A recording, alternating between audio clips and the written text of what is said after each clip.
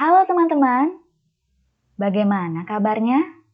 Semoga selalu dalam keadaan sehat ya. Sekarang kami dari kelompok 9 Psikologi Positif akan menjelaskan materi terkait agama, spiritualitas, dan well-being. Ini adalah anggota tim kami. Di materi kali ini akan terdiri dari 2 chapter atau topik. Jadi, mungkin video ini akan cukup lama. Tapi kami harap teman-teman tetap enjoy ya. Baik, langsung saja kita masuk ke topik yang pertama, yaitu meditasi dan psikologi positif. Di sini saya akan menjelaskan mengenai topik yang pertama, yaitu mengenai meditasi dan psikologi positif. Kesehatan mental serupa dengan kesehatan fisik, di mana makna kata sehat yang dimaksud yaitu tidak adanya penyakit. Pada tahun 1960-an, mulai mengeksplorasi kesehatan mental positif, dan di tahun 1970-an, studi ilmiah meditasi dimulai dengan sungguh-sungguh dan sejak saat itu meningkat secara eksponen. Selanjutnya akan dibahas mengenai sejarah konsep, di mana akan dibagi menjadi 2 pembahasan. Yang pertama yaitu menuju definisi meditasi, dan yang kedua yaitu original intention of meditation. Pertama yaitu menuju definisi meditasi. Awalnya meditasi dibahas dalam konteks religius dan filosofis dari disiplin spiritual timur. Meditasi telah menjadi elemen penting dalam hampir semua tradisi agama dan spiritual kontemplatif. Dari pengertian meditasi, ada 3 komponen penting. Pertama, kata sadar digunakan secara eksplisit untuk memperkenalkan pentingnya tujuan untuk memusatkan perhatian. Yang kedua, definisi tersebut tidak tergantung pada kerangka atau orientasi keagamaan. Akhirnya, upaya kata digunakan di seluruh yang menempatkan penekanan pada proses sebagai lawan dari tujuan akhir spesifik atau hasil. Secara tradisional, ada 2 teknik meditasi. Yang pertama yaitu meditasi konsentrasi. Praktisi berusaha untuk mengabaikan rangsangan lain di lingkungan dan memusatkan perhatian penuh pada objek meditasi. Contoh objek tersebut termasuk nafas, mantra, dan lain sebagainya. Yang kedua yaitu ada meditasi mindfulness, di mana suatu upaya dilakukan untuk menghadiri tanpa menghakimi semua rangsangan di lingkungan internal dan eksternal, tetapi tidak terjebak dalam stimulus tertentu. Selain 2 jenis teknik tradisional tersebut, diperkenalkan juga meditasi kontemplatif, di mana praktik meditasi kontemplatif ini mengandaikan tingkat keterampilan tertentu dalam meditasi konsentrasi dan juga perhatian, karena kemampuan untuk fokus dan kemampuan untuk terbuka adalah penting. Di mana meditasi ini meliputi beberapa jenis, ada meditasi Yahudi, doa keterpusatan, dan juga meditasi labirin. Ada 3 tingkat proses yang paralel dengan 3 kategori meditasi, yaitu fokus, pembukaan, dan bertanya. Pelatihan meditasi berbeda dengan pelatihan relaksasi, baik secara operasional maupun tujuannya yang mendalam. Selanjutnya yaitu original intention of meditation, di mana Walsh merupakan seorang pelopor dalam penelitian meditasi. Pada tahun 1993, Walsh dan Vaughan mengatakan bahwa manfaat fisik awal, psikologis, dan emosional dari meditasi sering terlalu ditekankan, sehingga mengabaikan manfaat yang secara tradisional lebih bernilai. Tujuan akhir dari praktik meditasi ini yaitu sebagai pengembangan wawasan mendalam ke dalam sifat proses mental, kesadaran identitas, dan realitas, serta pengembangan kondisi optimal kesejahteraan psikologis dan kesadaran. Penelitian tentang meditasi. Selama 3 dekade terakhir, terdapat banyak penelitian yang meneliti mengenai efek psikologis dan fisiologis dari meditasi. Penelitian menunjukkan bahwa meditasi adalah intervensi yang efektif untuk penyakit kardiovaskuler, kecemasan, dan gangguan panik, serta penyalahgunaan zat, gangguan dermatologis, dan pengurangan gejala depresi pada populasi non-klinis. Efek meditasi pada kesehatan psikologi yang positif yaitu dapat meningkatkan dalam aktualisasi diri. Temuan fisiologis positif. Keadaan istirahat fisiologis yang mendalam selama meditasi ditunjukkan oleh perubahan pada berbagai parameter, di mana meliputi penurunan laju pernafasan dan kadar laktat plasma, serta peningkatan resistensi kulit. Perubahan fisiologis dan suasana hati. Dari penelitian yang dilakukan pada tahun 1995 oleh Harty, Evert, dan Smith, ditunjukkan bahwa setelah berlari ada peningkatan beta endorfin dan CRH yang signifikan, sedangkan setelah meditasi ada peningkatan CRH. Akan tetapi tidak ada perbedaan yang signifikan dalam peningkatan CRH antar kelompok yang diteliti. Selanjutnya, temuan psikologis positif. Yang pertama yaitu memori dan kecerdasan. Meditasi nampaknya menghasilkan peningkatan dalam kecerdasan, nilai sekolah, kemampuan belajar, serta ingatan jangka panjang maupun pendek. Kemudian yang kedua yaitu ada kreativitas, di mana penelitian pada tahun 1982 menghasilkan bahwa para meditator memperoleh pencapaian yang signifikan secara statistik dalam kreativitas. Kemudian yang ketiga yaitu ada interpersonal functioning, di mana penelitian pada tahun 1998 yaitu meneliti efek meditasi napas zen dibandingkan dengan relaksasi pada penyesuaian kuliah. Kemudian yang keempat yaitu ada kepribadian dan harga diri, di mana berdasarkan temuan korelasional, meditasi dikaitkan dengan karakteristik kepribadian yang positif. Kemudian yang kelima yaitu ada kebahagiaan dan pengaruh positifnya, di mana penelitian pada tahun 1995 menyelidiki dampak penambahan meditasi pada PHEP, di mana kelompok meditasi dengan PHEP secara signifikan meningkatkan kebahagiaan, kecemasan, sifat-sifat negara maupun depresi dibandingkan dengan kelompok yang hanya dengan PHEP. Kemudian yang keenam yaitu ada praktik informal penilaian selama kehidupan sehari-hari. Adapun temuan psikologis positif lainnya yaitu stress hardiness and sense of coherence, merujuk pada karakteristik kepribadian yang relatif stabil yang mempengaruhi cara seseorang memandang dan memahami dunia. Empati. Semua aliran meditasi telah menekankan kepedulian terhadap kondisi orang lain. Hal ini dibuktikan pada penelitian Shapiro et al. Pada tahun 1998. Aktualisasi diri. Karakteristik positif menunjukkan self-appreciation, yaitu peningkatan penerimaan diri, orang lain, dan persepsi alam superior realitas. Karakteristik ini sejajar dengan beberapa tujuan mendasar meditasi. Kepercayaan, afiliasi, dan motivasi kesatuan.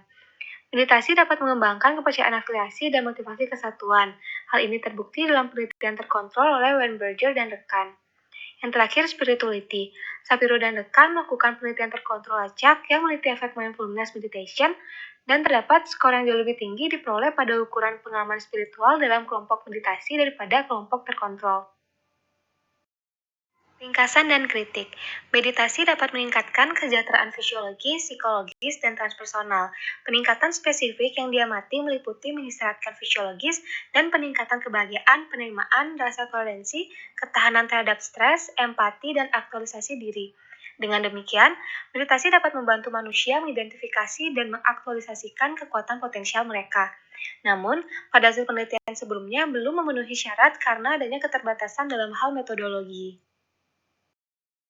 Selanjutnya akan dibahas terkait topik meditasi dan konteks dengan memuat 4 bahasan, yaitu yang pertama intentional systemic mindfulness, yang kedua teknik meditasi, batasan potensi, yang ketiga aplikasi intentional systemic mindfulness untuk meditasi dengan beberapa bukti, dan yang terakhir ringkasan tentang intentional systemic mindfulness. Sebagian besar ilmuwan menghapus konteks meditasi budaya dan agama yang mereka anggap tidak relevan dengan intisari yang mungkin terbukti bermanfaat bagi daerah barat untuk menyesuaikan dengan paradigma ilmiah reduksionisme. Sehingga, sebagian besar studi meditasi memfokuskan pada konten meditasi sebagai teknik generik yang dapat ditiru yang tidak tergantung pada konteks, keagamaan, dan filosofis. Selanjutnya kita akan membahas intentional systemic mindfulness. ISM ini membahas sifat perhatian melalui kualitas mindfulness dan kerangka kerja, di mana perhatian dipraktikkan melalui perspektif sistemik.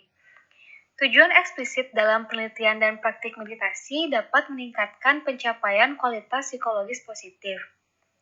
Model ini terdiri dari 2 elemen, yaitu yang pertama, kualitas perhatian yang disebut sebagai kualitas mindfulness, dan yang kedua, konteks perhatian disebut sebagai perspektif sistemik. Selanjutnya akan membahas bagaimana kita hadir terkait kualitas mindfulness. bagaimana seseorang hadir dapat menjadi konsekuensi dalam memupuk kesehatan, terutama dalam upaya memupuk kesehatan pada berbagai tingkatan. Kualitas mindfulness mengacu pada tujuan untuk memasukkan dan membawa perhatian sadar ke 12 kualitas mindfulness oleh Kabat-Zinn dan Shapiro dan Sedgwick. Di mana 7 kualitas perhatian dari Kabat-Zinn ialah tidak berusaha, tidak menghakimi, penerimaan, kesabaran, kepercayaan, keterbukaan, dan melepaskan. Dan 5 lagi oleh Shapiro dan Sedgwick terdiri dari rasa terima kasih, kelembutan, kedermawanan, empati, dan cinta kasih. Kemudian, mengapa kita hadir terkait perspektif sistemik? Secara umum, perspektif sistemik mengacu pada tujuan untuk memasukkan ke dalam praktik pengaturan diri kesadaran bahwa gejala itu sendiri, dalam hal ini intrapersonal, ada sebagai bagian dari sistem yang lebih besar, yaitu interpersonal dan transpersonal. Teknik meditasi batasan potensi. Dengan menggunakan ISM dapat mengatasi keterbatasan potensial dari teknik meditasi seperti yang diajarkan dalam pembuatan barat. Meditasi berdasarkan perspektif ISM mungkin lebih efektif dalam mempromosikan penyembuhan pada tingkat sistemik dan gejala serta peningkatan kesehatan, pertumbuhan, dan perkembangan psikologis positif yang optimal.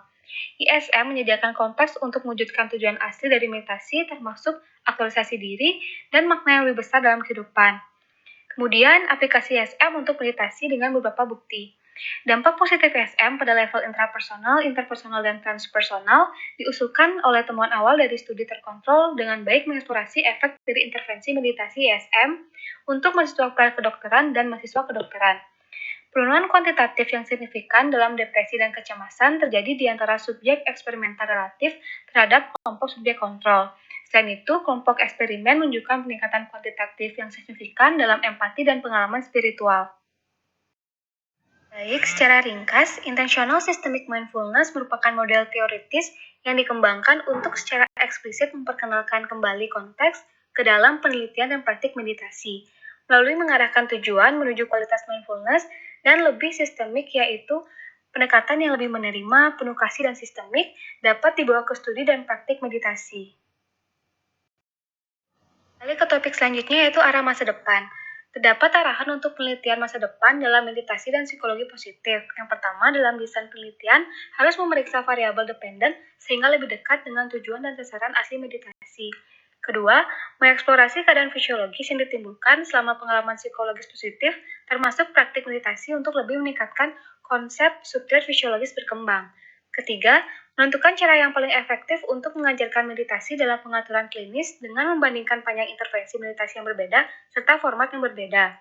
Keempat, melibatkan operasionalisasi tingkat pengalaman peserta. Selanjutnya, memperhatikan terkait proses meditasi apa yang membawa perubahan psikologis yang positif, dan yang terakhir, menentukan pentingnya konteks dalam pengajaran meditasi. Sekarang kita masuk ke topik yang kedua, yaitu spiritualitas. Bagaimana topik pertama tadi? Semoga dapat membantu teman-teman memahami topik ini ya. Ini adalah kutipan tentang materi ini. Kalau teman-teman mau tahu, bisa dijeda dulu ya videonya. Pada awal abad ke-20, para psikolog cenderung untuk mengabaikan spiritualitas, melihat spiritualitas sebagai patologis, atau memperlakukan spiritualitas sebagai proses yang dapat direduksi. Namun, psikolog sebenarnya harus tetap memperhatikan spiritualitas. Mengapa? Karena spiritualitas adalah fakta budaya. Kemudian, spiritualitas memiliki implikasi penting untuk sejumlah aspek fungsi manusia. Kemudian kita masuk ke bahasan definisi spiritualitas. Definisi spiritualitas berkisar dari manusiawi yang terbaik, lalu pencarian makna eksistensial, hingga dimensi manusia transenden. Spiritualitas dan agama. Sebenarnya ada perdebatan mengenai dua konstruksi ini. Namun, para ilmuwan sosial lebih suka menggunakan istilah spiritualitas mewakili fungsi kunci dan unik agama, sedangkan istilah agama dalam pengertian klasiknya sebagai individu luas dan domain institusional yang melayani berbagai tujuan. Kemudian, ada dua istilah kunci dari spiritualitas itu sendiri, yaitu pencarian dan yang suci. Lalu, bahasan penemuan yang suci, yang terbagi dalam dua hal, yaitu menemukan Tuhan dan menemukan yang suci. Menemukan Tuhan. Perlu diketahui bahwa pencarian akan Tuhan dimulai pada masa kanak-kanak. Teman-teman masih ingat, ketika kita kanak-kanak dulu, kita mulai bertanya-tanya, untuk pencarian akan Tuhan. Para ilmuwan sosial telah menawarkan berbagai penjelasan untuk kecenderungan pencarian ini. Beberapa ilmuwan berpendapat bahwa ada dasar genetik bawaan untuk spiritualitas. Ilmuwan lain telah menekankan bahwa konsepsi Tuhan berakar pada kapasitas intrasikik anak untuk melambangkan, berfantasi, dan menciptakan makhluk manusia super. Beberapa ilmuwan telah menyatakan bahwa spiritualitas tumbuh dari peristiwa kehidupan yang kritis dan tantangan yang mengungkapkan keterbatasan manusia. Dan ilmuwan lain telah menekankan pentingnya konteks sosial dalam membentuk pemahaman anak tentang Tuhan. Terdapat penelitian empiris tentang bahasan penemuan Tuhan, yaitu penelitian oleh Kirkpatrick yang berdasarkan atas teori kelekatan Bowlby. Ia mengusulkan bahwa model mental anak Tuhan cenderung sesuai dengan model self dan lainnya yang muncul dari interaksi berulang dengan tokoh kelekatan primer. Misalnya, remaja yang menunjukkan kesamaan antara kualitas kelekatan aman pada orang tua dan kualitas kelekatan aman pada Tuhan. Lalu, bagaimana implikasi pencarian Tuhan? Individu yang memandang Tuhan sebagai sosok yang penuh kasih sayang dan responsif melaporkan tingkat kesejahteraan pribadi yang lebih tinggi.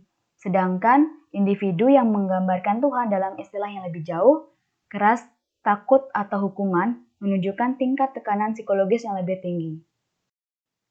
Kemudian, orang-orang yang melihat Tuhan sebagai mitra dalam proses penyelesaian masalah melaporkan kesehatan mental yang lebih baik, sedangkan mereka yang secara pasif menyerahkan masalah mereka kepada Tuhan menunjukkan tingkat kesehatan mental yang lebih rendah.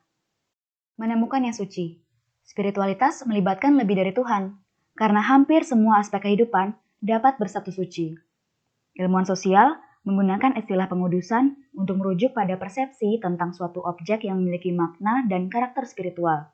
Seperti misalnya, pekerjaan dapat dianggap sebagai panggilan atau pekerjaan ilahi, kemudian lingkungan dapat dianggap sebagai ciptaan Tuhan.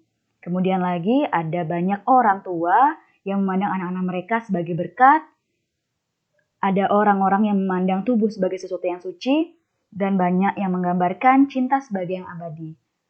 Nah, pengudusan dapat terjadi dalam dua cara, yaitu teistik dan nonistik. Nah, kemudian melalui proses pengudusan, orang dapat menemukan yang suci dalam banyak bidang kehidupan.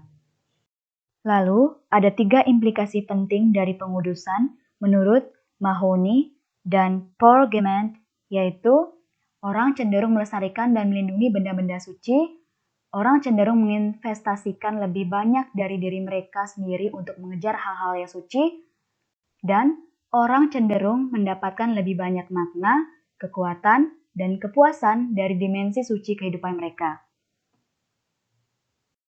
Kemudian ada penelitian terkait manfaat potensial dari pencarian yang suci oleh Emmons dan teman-temannya.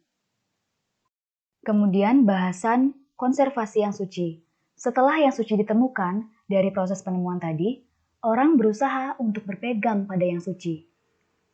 Kemudian, di sini ada judul cerita Wittgarin Hell tentang konservasi yang suci yang teman-teman bisa baca cerita lengkapnya di makalah kami.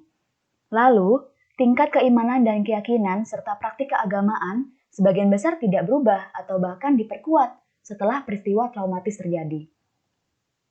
Hal itu dibuktikan oleh studi longitudinal yang menghasilkan lebih dari 2/3 orang-orang dengan serangan jantung mempertahankan tingkat kehadiran dan kepentingan keagamaan yang dilaporkan selama periode 1 tahun.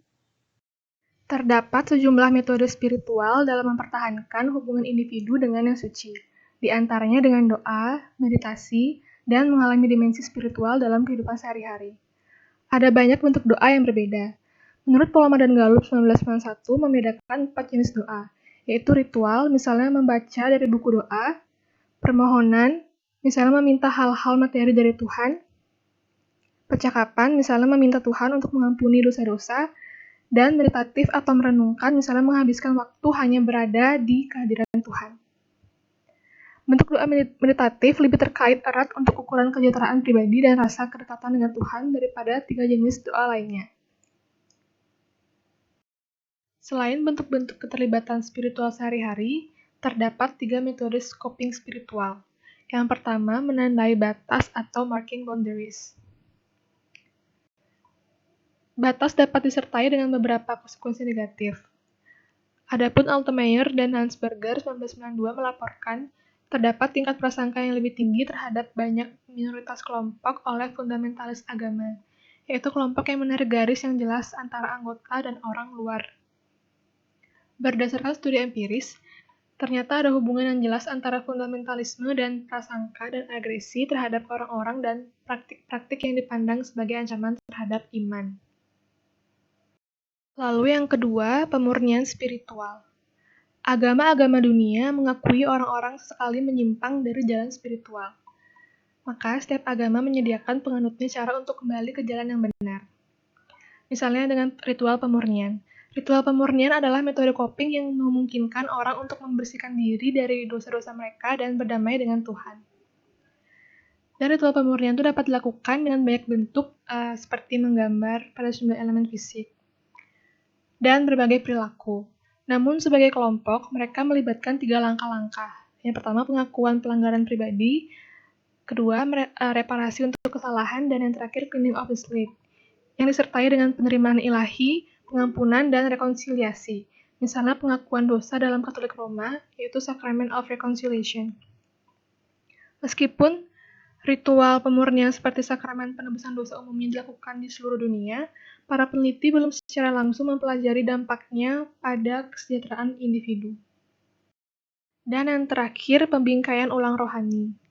Pembingkaian ulang ini bagaimana individu memandang peristiwa negatif itu menjadi bermakna secara spiritual dan merupakan salah satu cara untuk mempertahankan kepercayaan pada Tuhan yang adil dan pengasih di tengah peristiwa negatif. Misalnya dalam penelitian Bullman dan Wortman 1907 tentang korban yang lumpuh karena kecelakaan pada sumsum tulang belakang, dan mereka menemukan bahwa jawaban yang paling populer untuk pertanyaan why me adalah bahwa Tuhan punya alasan terkait dengan peristiwa negatif tersebut. Selanjutnya, siklus penemuan, konservasi, dan penemuan kembali yang suci atas masa hidup. Pencarian untuk yang suci tidak berakhir begitu saja saat yang suci telah ditemukan. Perubahan internal, transisi perkembangan, dan peristiwa kehidupan eksternal dapat memicu hilangnya yang suci atau perubahan dalam bagaimana yang suci itu dipahami dan dialami. Proses menemukan, mengkonservasikan, dan menemukan kembali yang suci adalah esensi dari spiritualitas. Tidak dimulai dan berakhir pada masa kanak-kanak dan juga tidak disimpulkan pada awal masa dewasa. Ini adalah sebuah siklus yang terbentang dengan cara yang berbeda sepanjang rentang hidup. Spiritualitas mengambil bentuk yang berbeda untuk orang yang berbeda. Singkatnya, ini adalah fenomena yang sangat individual. Kesimpulan dan implikasi spiritualitas. Spiritualitas adalah proses yang berbicara kepada potensi terbesar kita. Kapasitas untuk membayangkan, mencari, menghubungkan, dan mempertahankan, serta mengubah yang suci mungkin adalah apa yang membuat kita menjadi manusia unik. Di masa lalu, psikolog sering mengurangi spiritualitas. Tentu saja spiritualitas dapat melayani fungsi psikososial yang penting. Psikolog dan ilmuwan sosial lainnya mulai belajar bahwa spiritualitas memiliki sejumlah implikasi penting, di mana mereka mulai mengembangkan intervensi psikospiritual yang mengintegrasikan sumber daya spiritual ke dalam praktik klinis, di mana pendekatan yang berorientasi spiritual telah terjalin dengan rasional emotif, kognitif perilaku, psikoanalitik, keluarga perkawinan, dan terapi eksistensial. Meskipun evaluasi kemanjuran intervensi ini tidak mencukupi, hasil awal telah menjanjikan dalam beberapa kasus. Karena manusia itu berbeda dan bisa dibilang unik dalam kepercayaannya, maka dalam upaya kita untuk membantu orang lain, kita terutama harus peka terhadap beragam cara yang mereka alami dan mengekspresikan spiritualitas mereka. Dan dengan kemauan untuk belajar dari, dan bekerja dengan satu sama lain, kita dapat mengatur panggung untuk memperkaya spiritual dan psikologi positif.